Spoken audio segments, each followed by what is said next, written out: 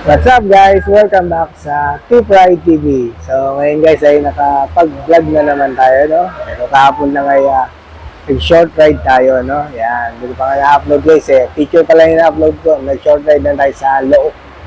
Medyo nag-practice lang tayo ng mga maputik at madudulas na daanan. So anyway guys, nandito tayo ngayon sa... balik tayo yung camera ko. Yan, the Philippine Moto Heritage Weekend 2025, no? At September 6 and 7, yan.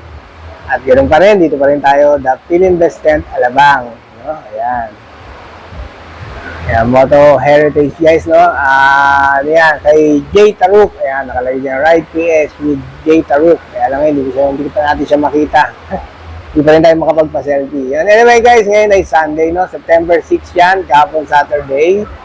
At ngayon ay 7 ay Sunday, no? Yan, nasa harap nyo ang ating entrance dito sa Ride PH, no? Yan. Ayan guys, ang kanilang mga sponsor, no? Marami, tingnan nyo na lang, hindi ko naisahin. Medyo may lakad pa tayo. Ayan, balik sa mukha ko. So, ngayon, dito tayo sa pinakasabi nating hallway, no? Ayan, nakikita nyo sa aking likuran. Ayan. So, ngayon guys, ay medyo, dahil nga may lakad tayo, medyo limit-limit ang ating vlog, no? Pero, syempre, kompleto pa rin niya. Mapakita ko pa rin yung mga motors na sa loob. So, naman yung bago.